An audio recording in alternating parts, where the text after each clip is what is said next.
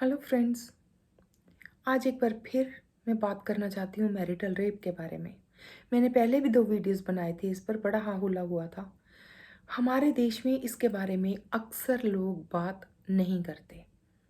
पता नहीं क्या प्रॉब्लम है कि इतने सेंसिटिव मुद्दे जो होते हैं, जो डे टू डे लाइफ में हर एक की लाइफ को इफ़ेक्ट कर रहे हैं, उनके बारे में लोग बात नहीं करना चाहते। मैरिटल रेप पे बात नहीं करना चाहते, सेक्स के बारे में बात नहीं करना चाहते।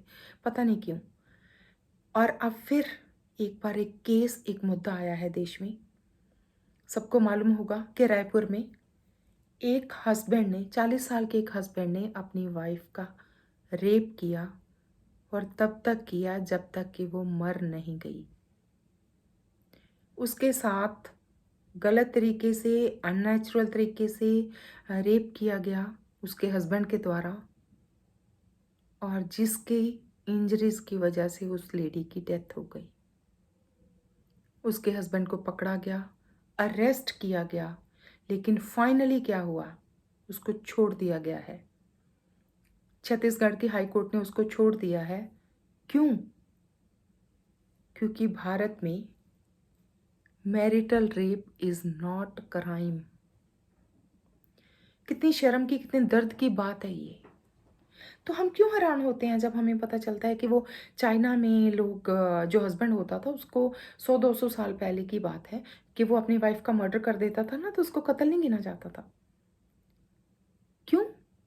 क्योंकि वो लोग गिनते हैं, वो लोग मानते थे तब कि जो फीमेल होती है ना, उसमें सोल नहीं होती। तो जिसमें सोल ही नहीं है, तो उसका मर्डर तो मर्डर ही नहीं है। जैसे घर में पड़ी हुई कुर्सी तोड़ दी, जैसे कांच का गिलास तोड़ दिया, वैसे वाइफ को मार दिया। उसमें कौन सा सोल होती है? हमें बड़ी हैरानी होती है इस तरह की बातें सुनकर कि अच्छा, चाइना के लोग ऐसा सोचते हैं, तो हम कैसा सोचते हैं भाई? वहाँ कत्ल करना अलाउड था, यहाँ रेप करना अलाउड है। और सब बिग डील, ये तो उससे भी बुरा है। वो जान से मार देते थे, ये तो ऐसा कर देते हैं कि कर देते हैं, आई मीन कर सकते हैं। इसको क्राइम ही नहीं गिना जा रहा है यहाँ पे। उसको ये बोलकर छोड़ दिया गया कि marital rape is not a crime. Means ये रेप रेप की कैटेगरी में नहीं आता क्योंकि मैरिटल रेप है।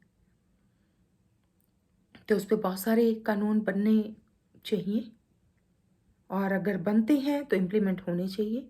नो डाउट हमारी आज भी, हम कितना ही दम भर लें कि नहीं सब बराबर है, मेल फीमेल बराबर है, नहीं, नहीं है। मेल डोमिनेटिंग सोसाइटी आज भी। कानून बनाने वाले तो नहीं कहूँगी, उसको एक्सप्लेन करने वाले, मतलब जज ने छोड़ दी उसको। कैसे? बॉलीवुड वाले इतनी मूवीज़ बना रहे हैं, इतने सीरियल्स आते हैं, इतने आर्टिकल्स आते हैं जिसमें हाँ का मतलब हाँ और ना का मतलब ना। क्या ये इतनी बड़ी रॉकेट साइंस है जो पढ़े लिखे हमारे समाज को ये नहीं समझ आ रही कि फीमेल की हाँ का मतलब हाँ है, ना का मतलब ना है? इतनी सी बात समझना क्या इतना ज़्यादा मुश्किल है? और इसके खिलाफ आवाज़ क्यों नहीं है? और भारत में कानून क्यों नहीं है? और ऐसी न्यूज़ को, छोटी से छोटी न्यूज़ होती है, कुछ भी छोटे से छोटा हो जाता है, अनइम्पॉर्टेंट बातें, उनकी कितनी न्यूज़ आती है। इस न्यूज़ की क्यों नहीं न्यूज़ आ रही है? ढूंढना पड़ रहा है। आप देखना इंटरनेट पे, छत्तीसगढ़ की हाई कोर्ट ने उसको फ्री कर दिया है।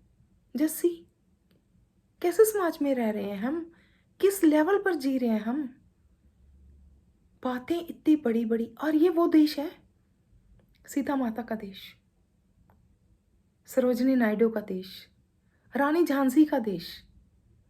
ये वो देश है, ये वो देश है जहाँ बच्चों को उसकी माँ के नाम से जाना जाता था। कुंती पुत्र अर्जुन, यशोदा नंदन कृष्ण। वहाँ औरत की ये दुर्गति कि एक हस्बैंड ने उसका ऐसा रेप किया कि उसकी जान चली गई, और वो क्राइम ही नहीं गिना जा रहा। शेमफुल है, हर्टिंग है, पता नहीं क्या क्या है।